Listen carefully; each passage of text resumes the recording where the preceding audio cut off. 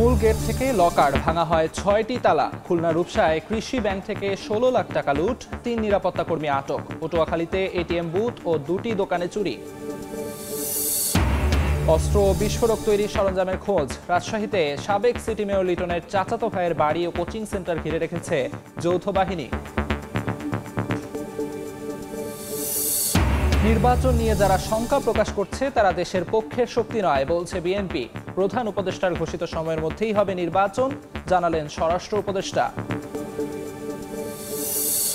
পতেঙ্গা থেকে ঢাকায় পাইপলাইনে জ্বালানি তেল সরবরাহ শুরু, উদ্বোধন করলেন উপদেষ্টা ফজলুল কবির। বন্ধ হবে তেল চুরি, কোটি কোটি টাকা সাশ্রয়ের আশা।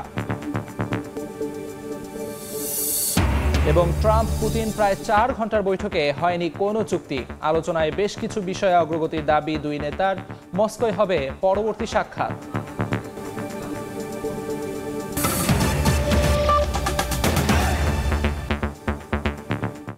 সময় সংবাদের সঙ্গে আছি আমি আমিরুল ইসলাম আলিফ।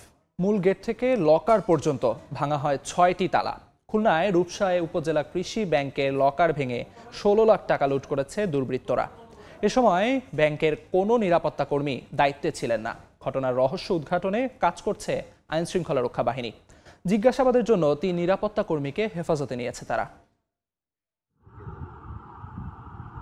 মাথা থেকে মুখ পর্যন্ত পলিথিন দিয়ে ঢেকে ব্যাংকের ভল্ট রুমে ঢুকছেন এক ব্যক্তি, এরপর কাপড় দিয়ে সিসি ক্যামেরা ঢেকে দেন। এই দৃশ্য রূপসা উপজেলার কৃষি ব্যাংকের ভল্ট থেকে টাকা লুট হওয়ার আগের। পুলিশ জানায় শুক্রবার ভোর ৫:৩০ থেকে সকাল ৭টার মধ্যে লুটের ঘটনা ঘটে। একজন ১.৫ ঘন্টা সময় নিয়ে ৬টি তালা ভেঙে টাকা লুট করে। এ সময় ব্যাংকে কোনো নিরাপত্তা কর্মী ছিলেন না। এর আগে শুক্রবার রাত 10:30টার দিকে খুলনা রূপসা উপজেলা কৃষি ব্যাংক শাখার মূল গেটে তালা ভাঙা অবস্থায় দেখতে পান স্থানীয়রা। পরে পুলিশ ও ব্যাংক কর্মকর্তাদের খবর দেয়া হয়। পুলিশ ঘটনাস্থলে পৌঁছে মূল গেট থেকে শুরু করে লকার পর্যন্ত পৌঁছাতে ৫ থেকে ৬টি তালা ভাঙা অবস্থায় পায়। ভোল্টের তালা ভেঙে টাকা নিয়ে যায় দুর্বৃত্তরা। ব্যাংক ম্যানেজার জানায় ভোল্টে ১৬ লাখ টাকার বেশি ছিল। এই ঘটনায় মামলা প্রক্রিয়াধীন। আইনি প্রক্রিয়ার জন্য ঊর্ধ্বতন কর্তৃপক্ষ ব্যবস্থা নিচ্ছেন, ওনার একটু পরে আসবেন, আসলে আমরা এই বিষয়ে পরে জানানো যাবে। ঘটনায় ব্যাংকের ৩ নিরাপত্তা কর্মীকে জিজ্ঞাসাবাদের জন্য হেফাজতে নিয়েছে পুলিশ। আরো কেউ জড়িত কিনা তা খতিয়ে দেখছে তারা। গতকাল শুক্রবার ছিল, বন্ধের দিন হয়। সিকিউরিটি গার্ড আসলে ফজরের নামাজ পড়ে আসলে তারা তাদের পরবর্তী রিপ্লেসমেন্ট আসার আগেই সিকিউরিটি গার্ড স্থানটা ত্যাগ করে। এই সুযোগে দুষ্কৃতিকারী তারা এই কর্মকাণ্ডটি ঘটিয়েছে। আমরা থানা পুলিশ বিষয়টা খুবই গুরুত্ব সহকারে নিয়েছি। রূপসা ঘাট এলাকায় অবস্থিত ৩তলা ভবনটির ২য় তলায় কৃষি ব্যাংক। ভবনটিতে বেশ কয়েকটি অন্য প্রতিষ্ঠান রয়েছে। সময় সংবাদ, খুলনা। এই মুহূর্তে খুলনা রূপসায় আছেন সহকর্মী আব্দুল্লাহ আল মামুন রুবেল। সবশেষ অবস্থা জানতে সরাসরি চলে যাচ্ছি তার কাছে। খুলনার রূপসা উপজেলায় ব্যাংক লুটের ঘটনায় এরই মধ্যে কিন্তু পুলিশ তদন্তে নেমেছে এবং তারা ব্যাংকের যে সিসিটিভি ফুটেজ আছে সেটি আসলে বিশ্লেষণ করার চেষ্টা করছে। একই সঙ্গে কিন্তু পুলিশের পাশাপাশি অন্যান্য যে আইন শৃঙ্খলা বাহিনী রয়েছে, বিভিন্ন গোয়েন্দা সংস্থা রয়েছে, তারাও কিন্তু এই খুলনার রূপসা উপজেলার রূপসা ঘাট এলাকা অবস্থিত যে কৃষি ব্যাংক সেটিতে কিন্তু আসলে তদন্ত শুরু করেছেন। পুলিশের পক্ষ থেকে জানানো হয়েছে গতকাল শুক্রবার রাত 10টার পরে স্থানীয়দের মাধ্যমে খবর পেয়ে ব্যাংকের যে মূল গেট সেটির তালা ভাঙা অবস্থা তারা দেখতে পান এবং তারপর পরে কিন্তু ভেতরে অন্তত ৬টি তালা ভেঙে ব্যাংকের যে ভল্ট সে ভল্ট খুলে ১৬ লাখ টাকা নিয়ে গিয়েছে বলে জানিয়েছেন ব্যাংক কর্মকর্তারা। পুলিশ যেটি আসলে এখন পর্যন্ত তদন্ত করে পেয়েছেন, তারা আসলে বলছেন এই ঘটনা তারা রাতে অবহিত হলেও ঘটনাটি মূলত ঘটেছে ভোরের দিকে, অর্থাৎ শুক্রবার ভোর 5:30 থেকে 7:30টার মধ্যে কিন্তু এখানে দুর্বৃত্তরা এসে এই ব্যাংকের তালা ভেঙে টাকা লুট করে নিয়ে যায় এবং সিসিটিভি ফুটেজে তারা আসলে যেটি বলছেন একজন ব্যক্তিকে তারা আসলে দেখতে পেয়েছেন ওই সময় ভিতরে ঢুকেছে এবং যিনি আসলে ঢুকেছেন তিনি অত্যন্ত চালাকি চতুরতার সাথে নিজের মুখ ঢেকে ভিতরে ঢুকেছেন এবং পাশাপাশি কিন্তু ভিতরে প্রবেশ করেই সিসিটিভি ক্যামেরার কাপড় দিয়ে ঢেকে দিয়েছেন। এর পাশাপাশি পুলিশ বলছে যে এই ঘটনা আসলে একজনের পক্ষে আসলে ঘটানো সম্ভব নাও হতে পারে, তার সঙ্গে আরো কেউ জড়িত থাকতে পারে। তবে সিসিটিভি ফুটেজে কাপড় ঢেকে দেওয়ার কারণে তাদেরকে আসলে দেখা যায়নি। তবে তারা আসলে পুরোপুরি তদন্ত শুরু করেছেন। তাদের যে প্রযুক্তিগত জায়গা আছে সেই জায়গা থেকে থেকে তদন্ত শুরু করেছেন এবং তারা প্রত্যাশা করছেন যে এই ঘটনার সঙ্গে যারা জড়িত তাদেরকে আসলে বের করতে পারবেন। একটু বলে রাখি, এই ঘটনার সময় আসলে ব্যাংকের যে নিরাপত্তা কর্মী তিনি আসলে সময় ছিলেন না, অর্থাৎ ব্যাংক কর্তৃপক্ষ বলছেন 5:30টার সময় একজনের ডিউটি শেষ হয় এবং তারপর আরেকজন আসার কথা, কিন্তু আসলে ওই সময় 5:30টার সময় একজন চলে গেল, অন্য যার আসার কথা তিনি আসলে আসেননি এবং যিনি চলে গেছেন তিনি দায়িত্ব আসলে বুঝিয়ে দিয়ে যাননি। তো এটি নিয়ে আসলে ব্যাংক কর্মকর্তারা বলছেন যে তারাও আসলে খতিয়ে দেখছেন যে কেন তিনি আসেননি, তাকে আসলে কি করা যায় সেটি আসলে তারাও আসলে ভাবছেন। এর পাশাপাশি আমি একটু বলতে চাই, ব্যাংক কর্তৃপক্ষ বলছে যে ভল্টে 16,16,000 টাকা ছিল, এর মধ্যে 1400 টাকা তারা আসলে ক্যাশ পেয়েছেন, বাকি টাকা আসলে লুট হয়ে গিয়েছে এবং এই টাকা লুট হওয়ার জন্য আসলে গ্রাহকরা কোনোভাবে আসলে তাদের আসলে কোনো ক্ষয়ক্ষতি হবে না, এটি আশ্বস্ত করেছেন। আমরা সকাল থেকে দেখেছি আজকে ব্যাংক ছুটির দিন হলেও কিন্তু কিছু কিছু গ্রাহক আসলে এখানে এসেছেন এবং তারা আসলে খোঁজ খবর নেওয়ার চেষ্টা করছেন, তবে ব্যাংক কর্তৃপক্ষ তাদেরকে আশ্বস্ত করেছেন এবং এটি নিয়ে আসলে তাদের আতঙ্কের কিছু নাই। একই সঙ্গে ব্যাংক কর্মকর্তা বলছেন তারা আসলে আনুষ্ঠানিকভাবে মামলাটি প্রক্রিয়াধীন রয়েছে, এই ঘটনা তারা মামলা করবেন। তো আমার কাছে এই ছিল খুলনা থেকে কৃষি ব্যাংক লুটের ঘটনার সবশেষ। সরাসরি যুক্ত ছিলাম খুলনার রূপসায়। পটুয়াখালীতে ডাচ বাংলা ব্যাংকের এটিএম বুথ ও দুটি দোকানে চুরির ঘটনা ঘটেছে। পুলিশ জানায় শুক্রবার রাত 3:30টার দিকে শহরের আদালতপাড়া এলাকায় ডাচ বাংলা ব্যাংকের ফাস্ট ট্র্যাক এটিএম বুথে ঢুকে নিরাপত্তা কর্মীকে মারধর করে কম্বল দিয়ে বেঁধে একটি অন্ধকার কক্ষে ফেলে রাখে দুর্বৃত্তরা। এ সময় বুথের মেশিন ভাঙচুর ও অফিসের ল্যাপটপ চুরি করে নিয়ে যায়। পরে সদর রোডের একটি দোকানের তালা ভেঙে দোকানের মালামাল, মনিটর ও নগদ প্রায় 2 লাখ টাকা নিয়ে যায়। এদিকে রাত 4:30টার দিকে আরও একটি দোকানের তালা ভেঙে চোর চক্র ভেতরে প্রবেশ করে। সেখানে সিসি ক্যামেরার মনিটর, ক্যাশ কাউন্টারের টাকা সহ বিভিন্ন পণ্য চুরি করে নিয়ে যায় তারা।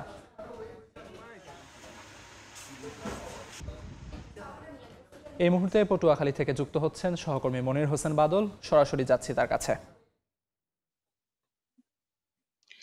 পটুয়াখালীতে কিন্তু গতকাল রাতে কিন্তু শহরে কিন্তু দুর্ধর্ষ ব্যাংকের বুথ ডাকাতি এবং কয়েকটি দোকান চুরি হয়েছে। আমি যেখানে দাঁড়িয়ে আছি এটি কিন্তু পটুয়াখালী শহরের কিন্তু প্রাণকেন্দ্র। এই প্রাণকেন্দ্র কিন্তু এখান থেকে কিছু দূরে রয়েছে পটুয়াখালী শহরের কিন্তু পুলিশ ফাঁড়ি এবং বড় মসজিদ সহ এখানে সবসময় লোকজন আনাগোনা থাকলেও গতকাল রাত্রে কিন্তু 3টা 3:30টার দিকে পটুয়াখালী যে ডাচ বাংলা ব্যাংক রয়েছে, ডাচ বাংলা ব্যাংকের যে বুথ রয়েছে, এই বুথে কিন্তু একজন নিরাপত্তা কর্মী থাকে সব সময়। নিরাপত্তা কর্মী মুজিবুর রহমানকে বেঁধে কিন্তু তারা কালকে ডাকাতির চেষ্টা করে এবং ডাকাতি তারা গ্রাহক সেজে মানে টাকা উঠানোর কথা বলে কিন্তু তারা ভিতরে প্রবেশ করে। পরবর্তীতে মুজিবুর রহমান যে নিরাপত্তা কর্মী ছিল সে কিন্তু তার সাথে হাতাহাতি হয়। হাতাহাতির এক পর্যায়ে কিন্তু তাকে বেঁধে পাশে যে পুরাতন আদালত মাঠ রয়েছে, মাঠের দুটি কক্ষে তাকে বেঁধে নিয়ে যায় এবং সেখানে কিন্তু মারধর করে।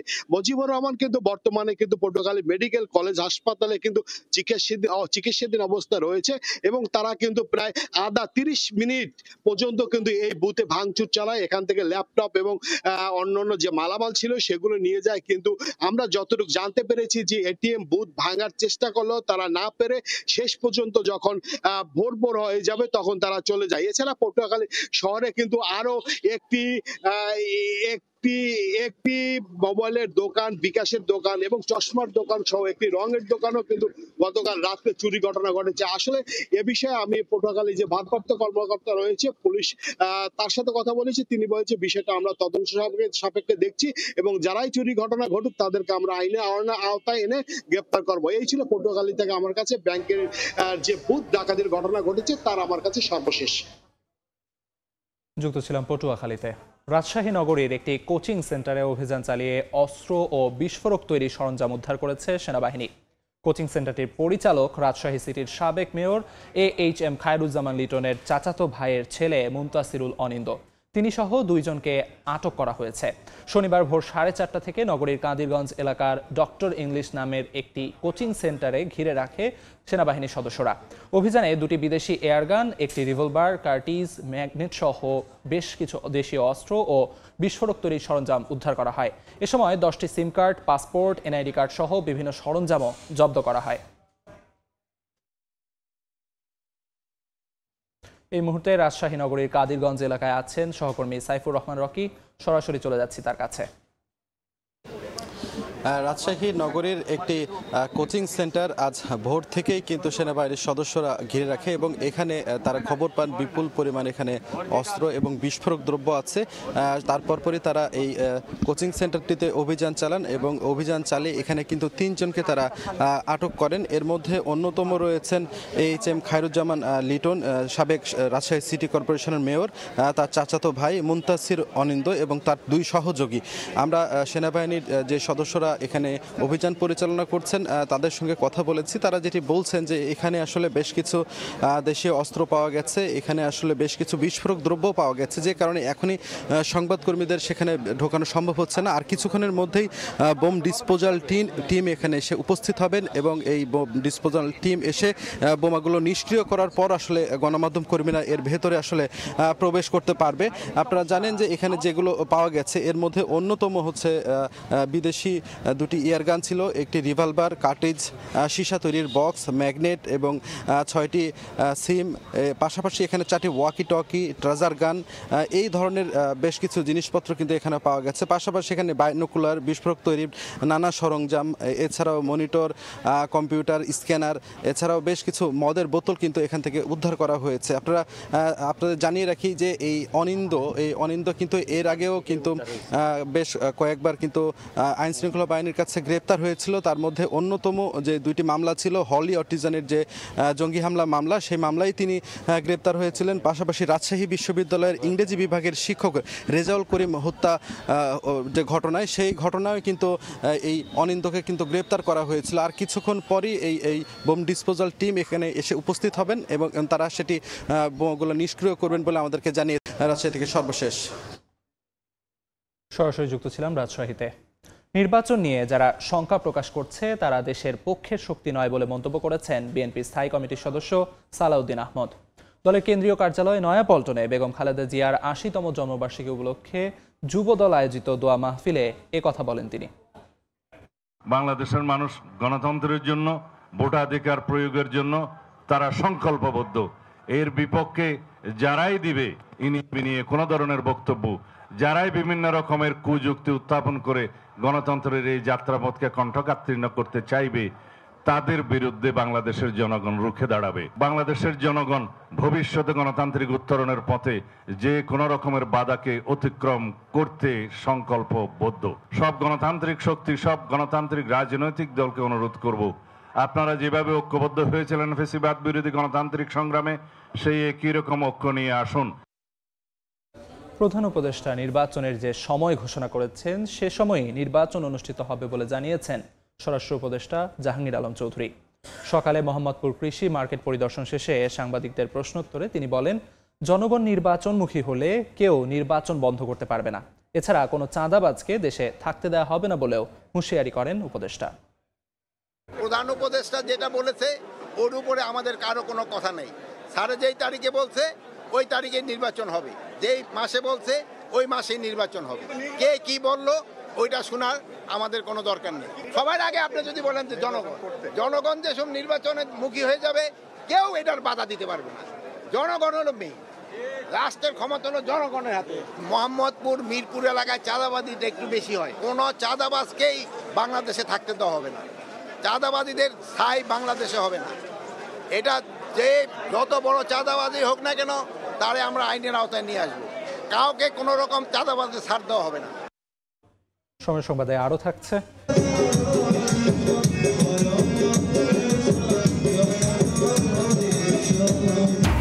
জন্মাষ্টমী উপলক্ষে সারা দেশে বর্ণাঢ্য আয়োজন, বিভিন্ন স্থানে বর্ণিল শোভাযাত্রা, মন্দিরে মন্দিরে ভক্তদের প্রার্থনা, দেশ ও জাতির মঙ্গল কামনা। চট্টগ্রামে আগুনে পুড়ল জুট ও প্লাস্টিকের গোডাউন সহ বেশ কয়েকটি বসতঘর। ফায়ার সার্ভিসের 9টি ইউনিটের 4 ঘন্টার চেষ্টায় আগুন নিয়ন্ত্রণে এলেও রক্ষা করা যায়নি কোনো মালামাল। দাহ্য পদার্থ থাকায় আগুন নিয়ন্ত্রণে আনতে বেগ পেতে হয় বলে জানায় ফায়ার সার্ভিস। বিস্তারিত জানাচ্ছেন পার্থপ্রতিম বিশ্বাস। দাউ দাউ করে জ্বলছে আগুনের লেলিহান শিখা, নিমিষে পুড়ে ছাই পুরো গোডাউন।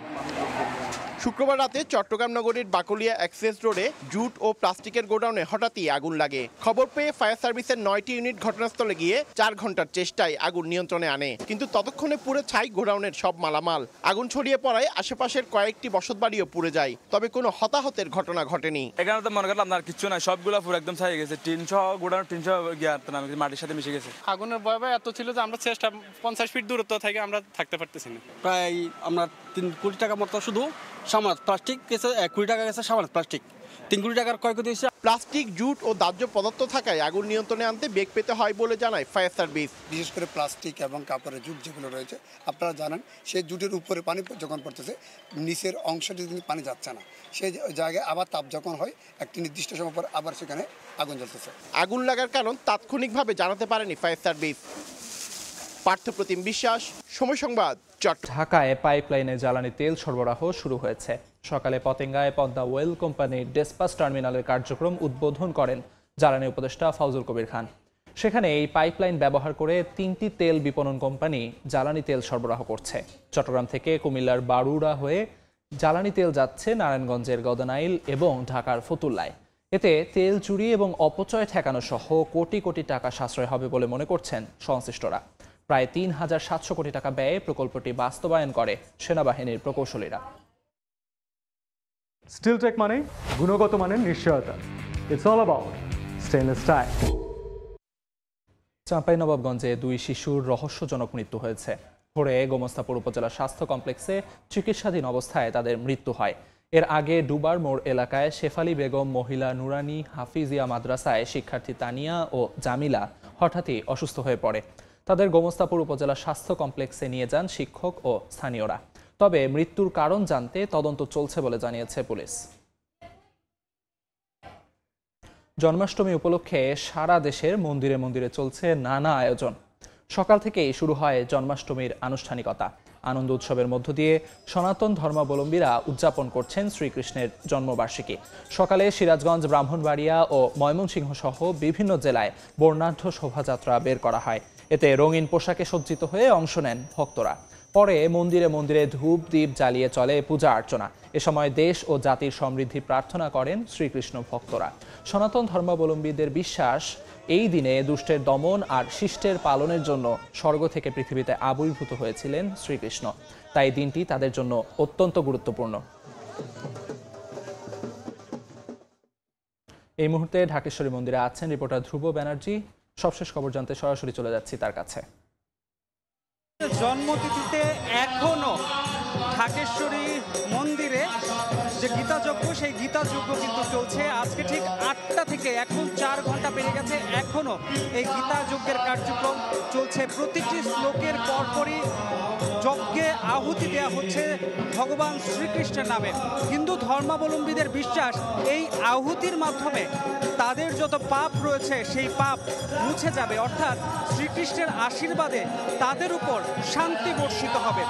আমরা এতক্ষণ যেটা লক্ষ্য করছিলাম, আজকে ঠিক 8টার পর থেকে এই যজ্ঞটা শুরু হয় এবং যজ্ঞের সঙ্গে সঙ্গে কিন্তু এখানে হরিনাম সংকীর্তন চলছে, গীতা পাঠ চলছে এবং গীতা পাঠের প্রতিটি শ্লোকের পরপরই একটু করে যজ্ঞে আহুতি দেওয়া হচ্ছে।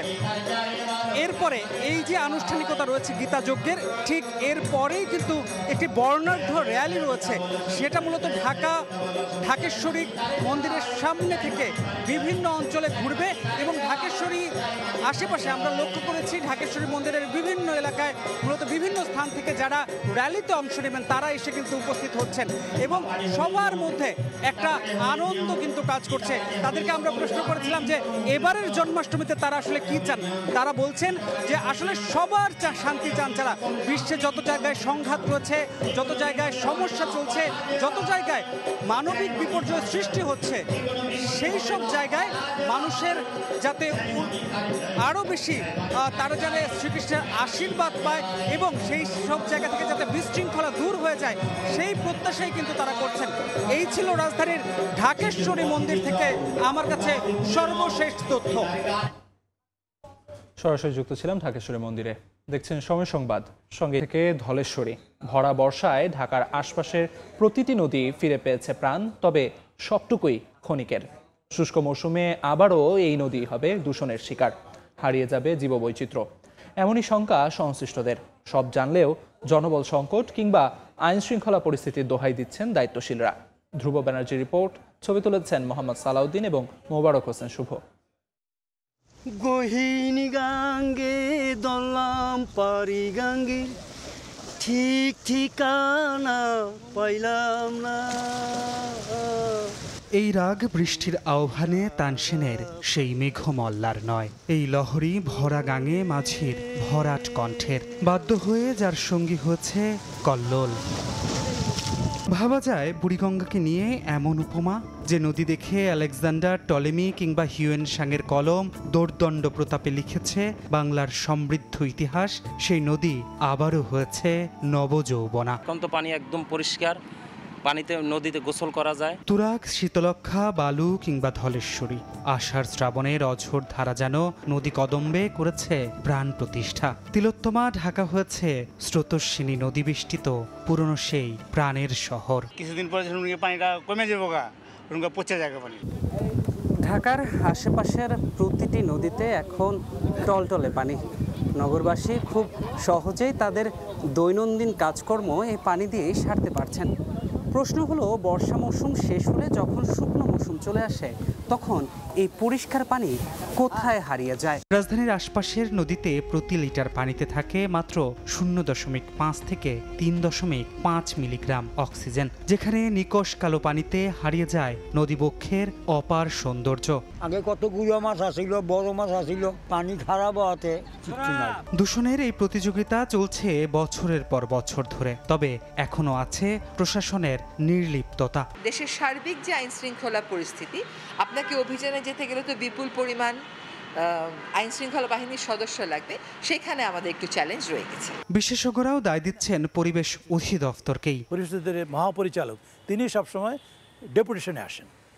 তিনি যখন 1 বছর 2 বছর 3 বছর তার কাছে কিছু আসে যায় না। তিনি যদি প্রপার নির্দেশনা না দেন, তাহলে তো আপনি নিচেওয়ালারা তো সেভাবে দায়িত্ব পালন করবে না। এটুকুই নয়, বিশেষজ্ঞ বলছেন নদী দূষণ ঠেকাতে একসঙ্গে দায়িত্বশীল আচরণ করতে হবে পরিবেশ অধিদপ্তর, স্থানীয় সরকার, BIWTA সহ সবাইকে। তবেই বাঁচবে বুড়িগঙ্গা থেকে ধলেশ্বরী, বাঁচবে জীববৈচিত্র্য।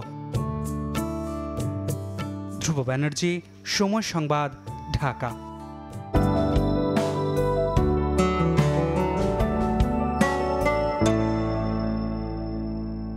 দেখে নেব এখনকার বাতাসের মান সূচক। বায়ুমান বিষয়ক সংস্থা IQ Air এর সূচক অনুযায়ী বাংলাদেশে এখনকার বাতাসের মান: ঢাকা বিভাগের বায়ুর মান 149, যা সহনীয়, বাতাসের আর্দ্রতা 61%। চট্টগ্রাম বিভাগে বায়ুর মান 53, এটি সন্তোষজনক, বাতাসের আর্দ্রতা 73। রাজশাহী বিভাগে বায়ুমান 73, যা সন্তোষজনক, বাতাসের আর্দ্রতা 68। সিলেট বিভাগে বায়ুর মান 58, এটিও সন্তোষজনক, বাতাসের আর্দ্রতা 70%। খুলনা বিভাগের বায়ুমান 60, যা সন্তোষজনক, বাতাসের আর্দ্রতা 65। বরিশাল বিভাগে বায়ুর মান 55, এটিও সন্তোষজনক, বাতাসের আর্দ্রতা 65। রংপুর বিভাগের বায়ুমান 75, যা সন্তোষজনক, বাতাসের আর্দ্রতা 61। ময়মনসিংহ বিভাগের বায়ুর মান 67, এটিও সন্তোষজনক, বাতাসের আর্দ্রতা 63%। সারা দেশে বায়ুর মান সবচেয়ে ভালো চট্টগ্রামে 53 আর সবচেয়ে খারাপ ঢাকায় 149। দেখছেন সময় সংবাদ। ট্রাম্প পুতিন দীর্ঘ 4 ঘন্টার বৈঠকে হয়নি কোনো চুক্তি, তবে আলোচনায় অগ্রগতি হয়েছে বলে জানিয়েছেন মার্কিন ও রুশ প্রেসিডেন্ট। বৈঠক শেষে যৌথ সংবাদ সম্মেলনে মার্কিন প্রেসিডেন্ট ডোনাল্ড ট্রাম্প বলেন, পরবর্তী বৈঠকে ইউক্রেন প্রেসিডেন্ট ও ন্যাটোকে আমন্ত্রণ জানানো হবে। এদিকে ইউক্রেন যুদ্ধের মূল কারণগুলো নিরসনের তাগিদ দেন রুশ প্রেসিডেন্ট। দ্বিতীয় দফার সম্ভাব্য বৈঠকের জন্য ট্রাম্পকে মস্কো সফরের আমন্ত্রণ জানান তিনি। যুক্তরাষ্ট্র থেকে হাসানুজ্জামান সাকির রিপোর্টে বিস্তারিত। বিশ্বের 2 পরাশক্তির শীর্ষ সম্মেলন। দ্বিতীয় মেয়াদে ক্ষমতা গ্রহণের পর মার্কিন প্রেসিডেন্ট ডোনাল্ড ট্রাম্পের সঙ্গে রুশ প্রেসিডেন্ট ভ্লাদিমির পুতিনের প্রথম সাক্ষাৎ। 7 বছর 1 মাস পর মুখোমুখি 2 বিশ্ব নেতা। শেষ মুহূর্তের সিদ্ধান্তে ট্রাম্প পুতিনের বৈঠক 1-on-1 হয়নি। দ্বিপাক্ষিক বৈঠকে উপস্থিত ছিলেন 2 দেশের শীর্ষ কর্মকর্তারা। প্রায় 4 ঘন্টার বৈঠক শেষে যৌথ বিবৃতির জন্য সংবাদ সম্মেলনে উপস্থিত হন ট্রাম্প ও পুতিন। ডোনাল্ড ট্রাম্পের দাবি আলোচনা ফলপ্রসূ হয়েছে, তবে ইউক্রেনে যুদ্ধবন্ধের বিষয়ে কোনো চুক্তি হয়নি। ভ্লাদিমির পুতিন স্বীকার করেন ইউক্রেন যুদ্ধ পুরো বিশ্বে কোনো সুফল বয়ে আনেনি।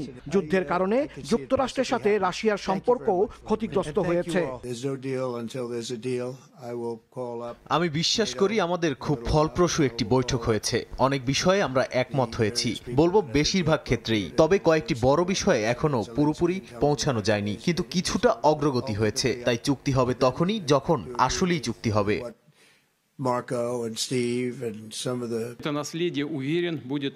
প্রেসিডেন্ট ট্রাম্পের সঙ্গে খুব ভালো কথা হয়েছে। আমরা আগেও বারবার এবং খোলাখুলিভাবে টেলিফোনে কথা বলেছি। মার্কিন বিশেষ দূত স্টিভ উইটকফও রাশিয়ায় বেশ কয়েকবার সফর করেছেন, আর আমাদের সহকারী ও পররাষ্ট্রনীতি বিভাগের প্রধানরা নিয়মিত যোগাযোগ রাখছেন। পুতিন বলেন রক্তপাত বন্ধে সবাইকে স্থায়ী সমাধানের পথ খুঁজতে হবে। আলোচনার অগ্রগতি বাধাগ্রস্ত করতে ইউক্রেন ও ইউরোপীয় নেতাদের যে কোনো ধরনের ষড়যন্ত্র ও উস্কানি থেকে বিরত থাকার আহ্বান জানান রুশ প্রেসিডেন্ট। ট্রাম্পকে মস্কো সফরের আমন্ত্রণ জানান তিনি। পুতিনের সঙ্গে বৈঠকের পর এবার ইউক্রেনের প্রেসিডেন্ট ভলোদিমির জেলেনস্কি ও নেটোর সঙ্গে আলোচনায় বসবেন বলে জানান ট্রাম্প। এর আগে যুক্তরাষ্ট্র ও রাশিয়ার প্রেসিডেন্টের বিমান দুটি আলাস্কার অ্যাঙ্করেজ শহরে মার্কিন যৌথ সামরিক ঘাঁটিতে এসে পৌঁছালে সেখানে ভ্লাদিমির পুতিনকে অভ্যর্থনা জানান ডোনাল্ড ট্রাম্প। পরে ট্রাম্পের আমন্ত্রণে তার গাড়িতে করেই একসঙ্গে সম্মেলনস্থলে রওনা হন দুই শীর্ষ নেতা।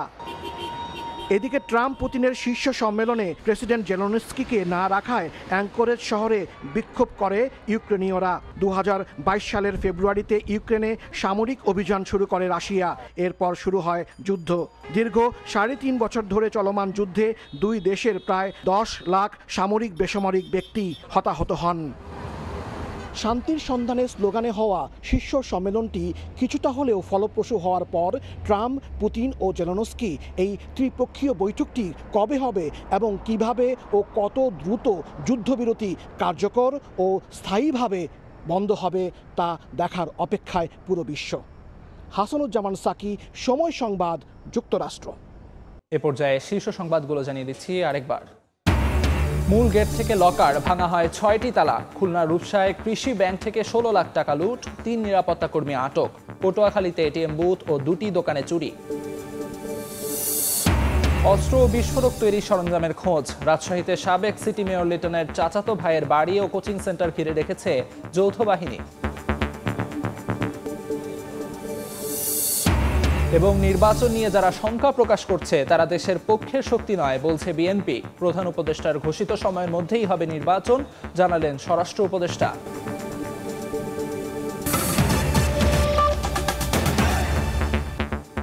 এই ছিল সময় সংবাদে, সঙ্গে থাকুন সময়।